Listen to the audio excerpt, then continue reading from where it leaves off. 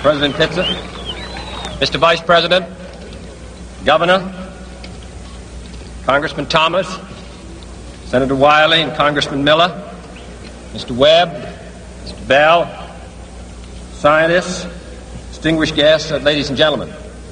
I appreciate your President having made me an honorary visiting professor, and I will assure you that my first lecture will be very brief.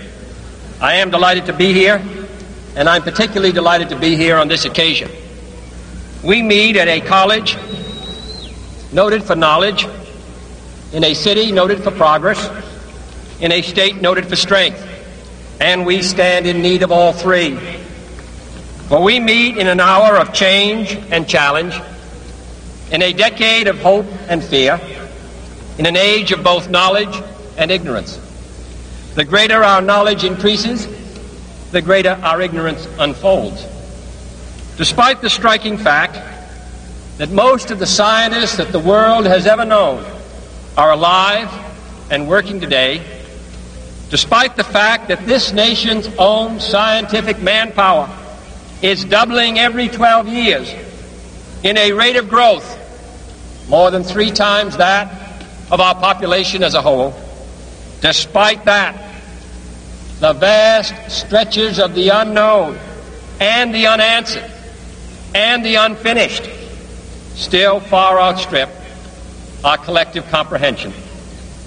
No man can fully grasp how far and how fast we have come.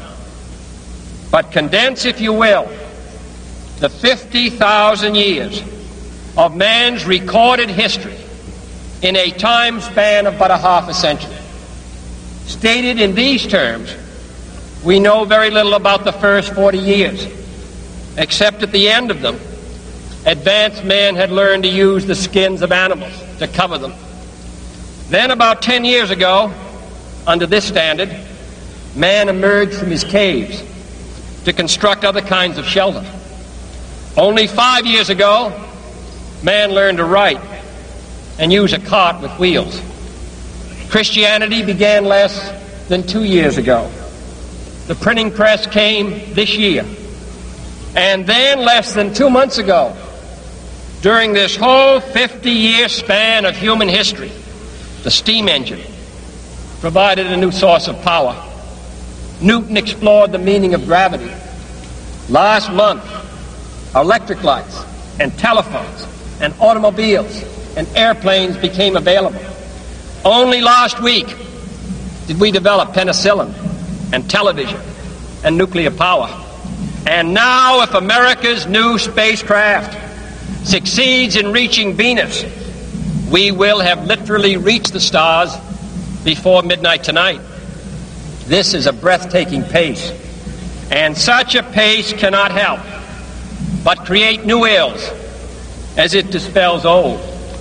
New ignorance, new problems, new dangers. Surely the opening vistas of space promise high costs and hardships, as well as high reward. So it is not surprising that some would have us stay where we are a little longer, to rest, to wait. But this city of Houston, this state of Texas, this country of the United States was not built by those who waited and rested and wished to look behind them.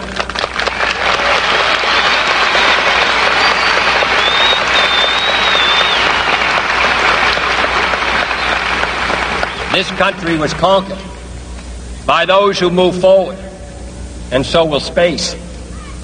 William Bradford, speaking in 1630 of the founding of the Plymouth Bay Colony, said that all great and honorable actions are accompanied with great difficulties, and both must be enterprised and overcome with answerable courage.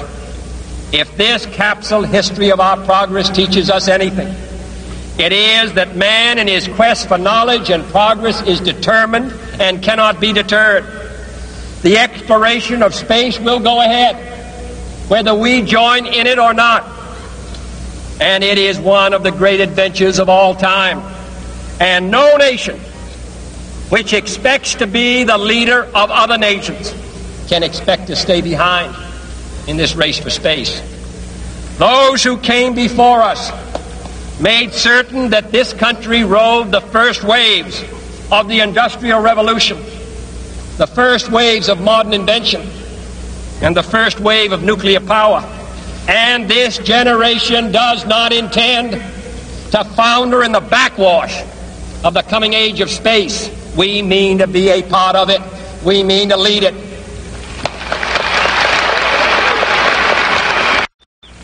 For the eyes of the world now look into space, to the moon and to the planets beyond. And we have vowed that we shall not see it governed by a hostile flag of conquest, but by a banner of freedom and peace. We have vowed that we shall not see space filled with weapons of mass destruction, but with instruments of knowledge and understanding. Yet the vows of this nation can only be fulfilled if we in this nation are first, and therefore we intend to be first.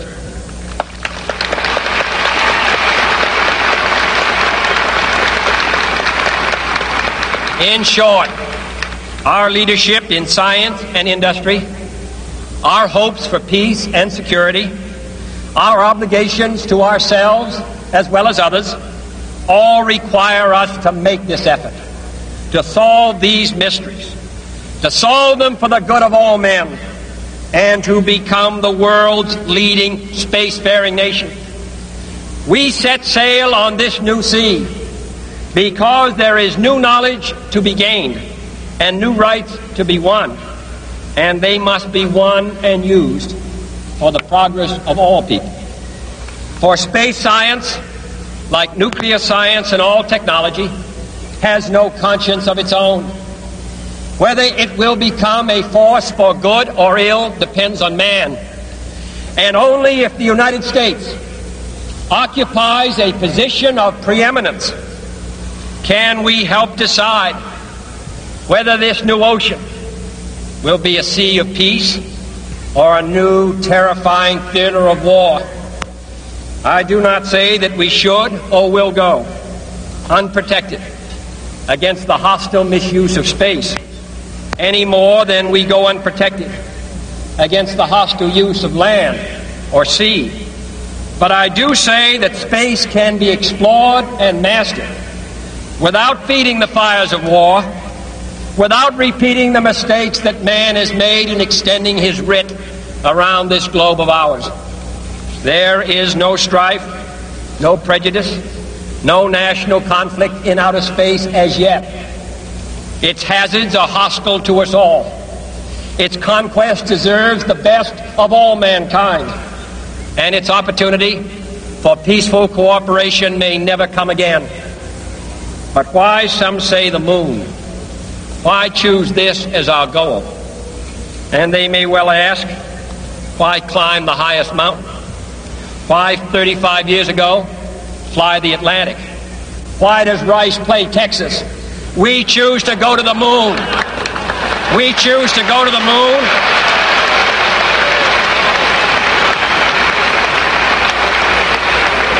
We choose to go to the moon in this decade and do the other things, not because they are easy, but because they are hard. Because that goal will serve to organize and measure the best of our energies and skills. Because that challenge is one that we're willing to accept, one we are unwilling to postpone, and one we intend to win, and the others too. It is for these reasons that I regard the decision last year to shift our efforts in space from low to high gear as among the most important decisions that will be made during my incumbency in the office of the presidency. In the last 24 hours, we have seen facilities now being created for the greatest and most complex exploration in man's history. We have felt the ground shake and the air shattered by the testing of a Saturn C-1 booster rocket, many times as powerful as the Atlas which launched John Glenn. generating power equivalents to 10,000 automobiles with their accelerator on the floor. We have seen the site where 5 F-1 rocket engines, each one as powerful as all 8 engines of the Saturn combined, will be clustered together to make the advanced Saturn missile, assembled in a new building to be built at Cape Canaveral, as tall as a 48-story structure, as wide as a city block, and as long as 2 lengths of this field. Within these last 19 months, at least 45 satellites have circled the Earth. Some 40 of them were made in the United States of America, and they were far more sophisticated and supplied far more knowledge to the people of the world than those of the Soviet Union. The Mariner spacecraft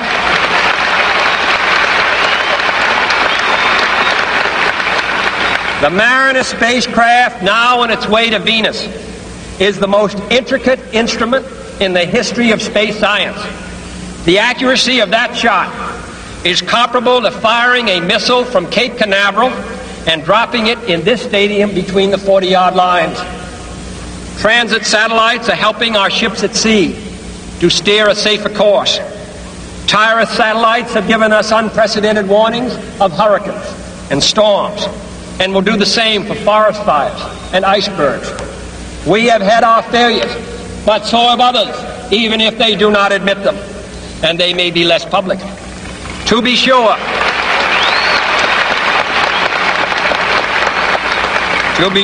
we are behind, and will be behind for some time in manned flight. But we do not intend to stay behind, and in this decade we shall make up and move ahead.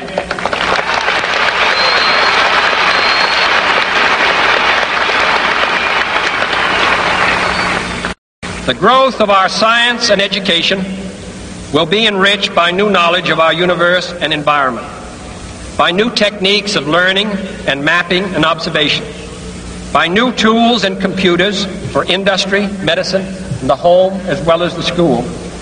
Technical institutions such as Rice will reap the harvest of these gains. And finally, the space effort itself, while still in its infancy, has already created a great number of new companies and tens and thousands of new jobs. Space and related industries are generating new demands in investment and skilled personnel, and this city and this state and this region will share greatly in this growth.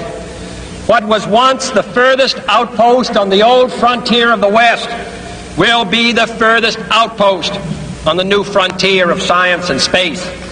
Houston,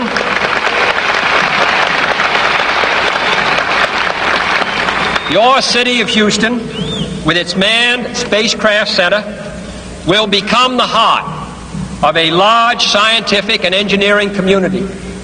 During the next 5 years, the National Aeronautic and Space Administration expects to double the number of scientists and engineers in this area, to increase its outlays for salaries and expenses to $60 million a year, to invest some $200 million in plant and laboratory facilities, and to direct or contract for new space efforts over $1 billion from this center in this city.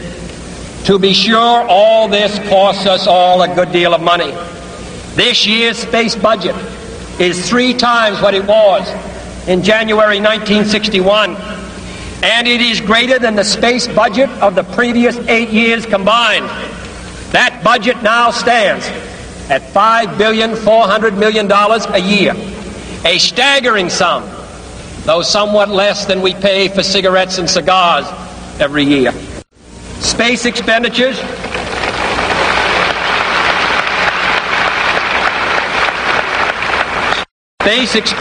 will soon rise some more, from 40 cents per person per week to more than 50 cents a week for every man, woman, and child in the United States. For we have given this program a high national priority, even though I realize that this is, in some measure, an act of faith and vision, for we do not now know what benefits await us. But if I were to say, my fellow citizens, that we shall send to the moon 240,000 miles away from the control station in Houston a giant rocket more than 300 feet tall, the length of this football field, made of new metal alloys, some of which have not yet been invented, capable of standing heat and stresses several times more than have ever been experienced, fitted together with a precision better than the finest watch, carrying all the equipment needed for propulsion, guidance, control, communications, food, and survival on an untried mission to an unknown celestial body, and then return it safely to Earth, re-entering the atmosphere at speeds of over 25,000 miles per hour, causing heat about half that on the temperature of the sun, almost as hot as it is here today, and do all this, and do it right, and do it first before this decade is out, then we must be bold.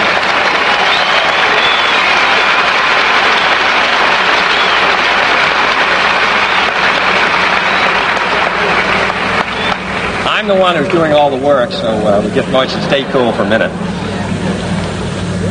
However, I think we're going to do it. And I think that we must pay what needs to be paid. I don't think we ought to waste any money, but I think we ought to do the job.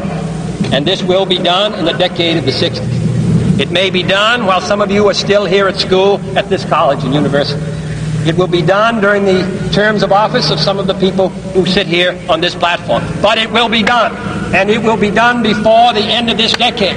And I am delighted that this university is playing a part in putting a man on the moon as part of a great national effort of the United States of America.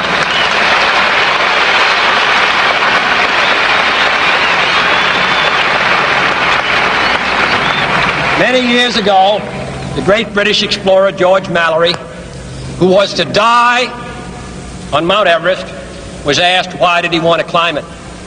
He said, because it is there. Well, space is there, and we're going to climb it.